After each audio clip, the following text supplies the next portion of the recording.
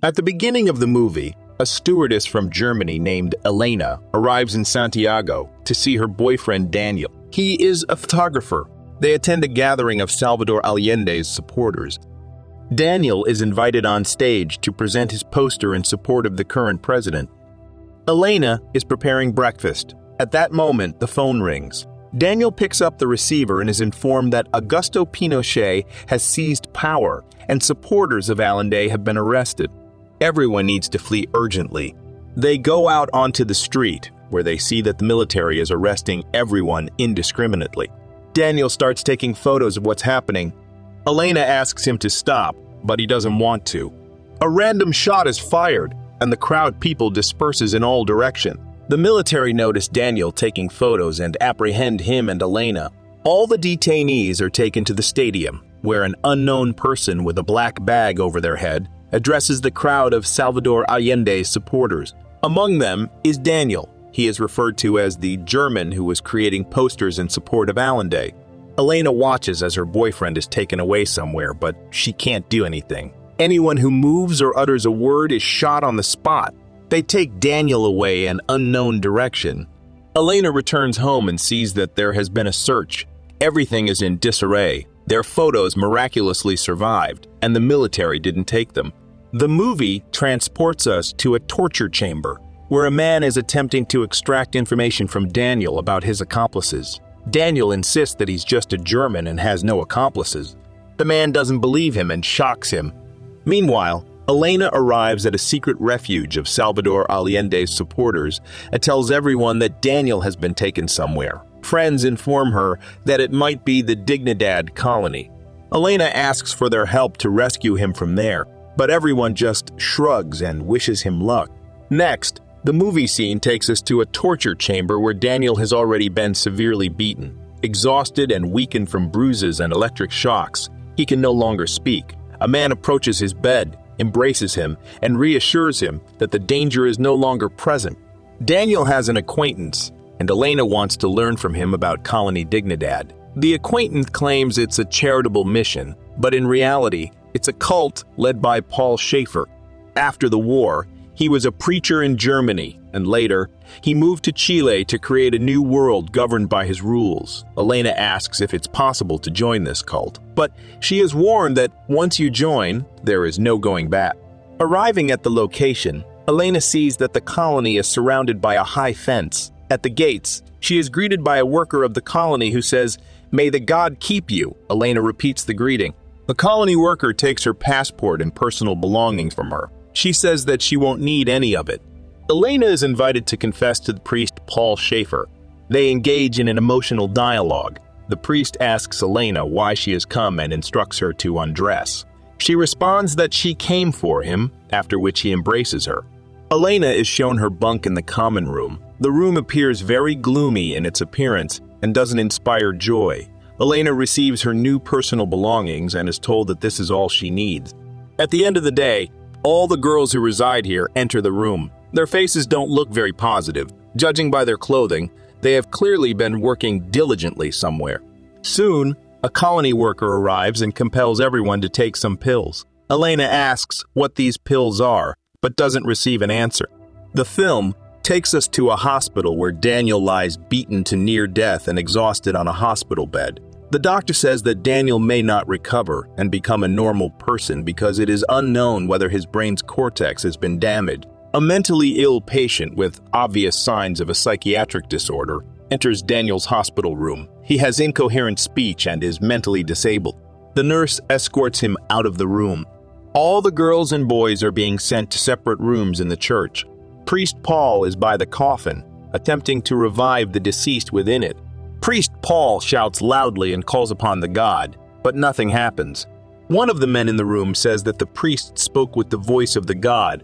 The priest was unable to resurrect the dead in the coffin because there were too many sins within their community. The girls, at the same time, are standing in the adjacent room and are also praying fervently. Elena is in shock at what is happening and watches as the other girls are praying. Daniel is brought to the blacksmith's workshop. He is now called Hans and behaves like a mentally ill patient. The nurse tells the blacksmith that Hans is as dumb as a stump and asks him to give Hans some easy work. During this time, Daniel continues to pretend to be mentally ill in the workshop. The blacksmith becomes convinced of this once again and simply leaves him in the workshop. The movie shows us how the girls gather corn in the field. A colony worker praises Elena and tells her that everyone likes her.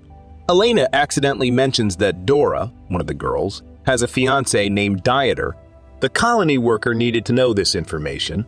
Daniel searches the workshop and finds a working camera in one of the rooms. The blacksmith notices him, but Daniel again pretends to be ill. He says he was just looking for the restroom. The blacksmith gets angry and dismisses him.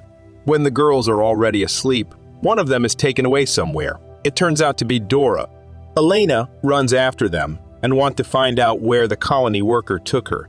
Dora is taken into a large hall where all the men have gathered. The priest says that Satan has possessed Dora and she stinks because she wanted to marry Dieter. Dora needs to be cleansed of her sins.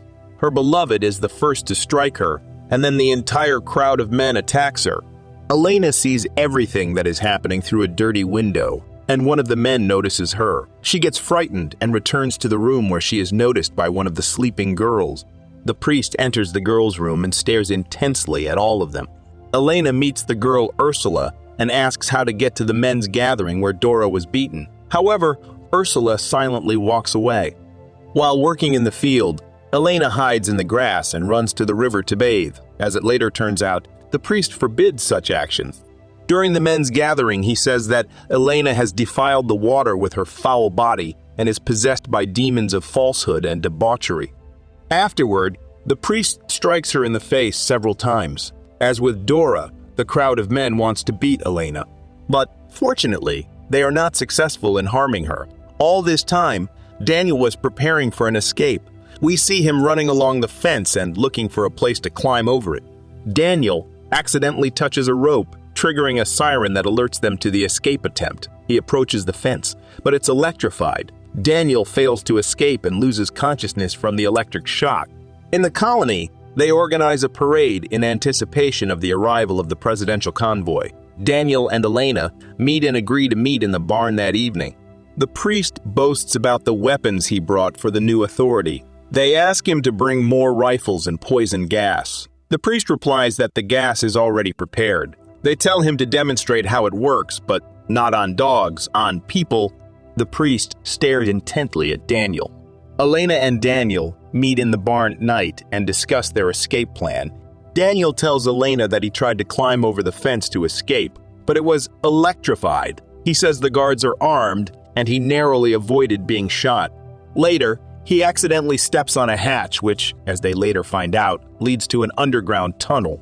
Daniel decides to descend into it and check what's inside. It turns out there are kilometers of tunnels with electricity and ventilation. One of them leads to a torture chamber. In this room, Daniel was tortured to make him reveal information about his allies. A colony worker comes to the barn and takes Elena away. Doctors examine Daniel's health and take a blood sample. It turns out that Daniel is perfectly healthy. Elena and Daniel meet in the barn. Daniel tells her about the torture room, the underground tunnels, and shows photos of all of it. He says he wants to expose what's happening here to the world. Elena asks him to stop being a revolutionary and suggests they simply escape through the tunnel. Suddenly, Ursula and a colony worker enter the barn. Daniel runs away and drops one of the photos. Elena notices it and hides it under a bucket. Ursula says she knows that Elena is acquainted with Daniel, all because of the cross that Daniel lost during the medical examination. A colony worker comes in and scolds Elena for working slowly, then tells her to move to another spot. The worker lifts the bucket and sees the photograph. The film takes us to a room where they want to set dogs on Elena. The priest asks where she got this photograph. Instead of Elena, Daniel responds and says that he found the photo in the workshop. When Elena is taken into the room with the girls, she notices Daniel behind the fence. On her way, she hits a colony worker with a stick and runs to him. Both of them decide to escape from the colony immediately. They jump into the tunnel together with Ursula. On their way, they encounter an iron door that Daniel saws through with a hacksaw. Later, they come across a water obstacle where Ursula nearly drowned, but Daniel saves her. In the end, they all make it to the surface. However, it's strange that they do it in broad daylight, whereas the escape began during the night. Let's overlook this detail. Ursula is the first to stand up and decides to run, but she accidentally triggers the tripwire, and the security system shoots her. Daniel and Elena successfully reach the city and go to meet with the German ambassador. There, they show the photos they managed to take. They both want to fly out on the next available flight, but the secretary informs them that there are no available seats, and they will have to wait for a week. Elena calls her acquaintance, a pilot named Roman, and asks him to delay the plane. Daniel and Elena ask to be taken to the airport, but they are not brought to the central entrance. Instead, they are taken to a different room. It turns out they have been locked up to be handed over to the priest, who is in conspiracy with the ambassador. They escape through a window, and the priest doesn't manage to reach them in time. Elena and Daniel rush onto the runway and board the first available vehicle to reach the plane. They are pursued by the military, but our heroes manage to get on the plane. The doors close just seconds before the priest, who was chasing them until the very end, can reach them. Now they are all safe. The military personnel instruct the air traffic controller to cancel the takeoff clearance for the plane, but at Elena's request, pilot Roman ignores this order and proceeds with the takeoff anyway. The priest watches the plane with a malevolent glare, but refrains from ordering the military to open fire on it because there are German citizens on board, and the plane is heading to Germany. Certainly, our heroes have won this battle against the leader of the criminal cult in which dozens of defenseless adults and children were held captive, subjected to abuse, torture, and exploitation for personal gain. The film ends with a historical note about the priest Paul Schaefer, who was sentenced to 33 years in prison and passed away in a Santiago prison in 2010. Friends, how do you like the movie? I was very impressed. It was fascinating to follow our heroes. The film portrayed loyalty in relationships, bravery, unwavering determination in their emotions and actions. Courage helps our heroes overcome fear. Wishing everyone all the best. See you again.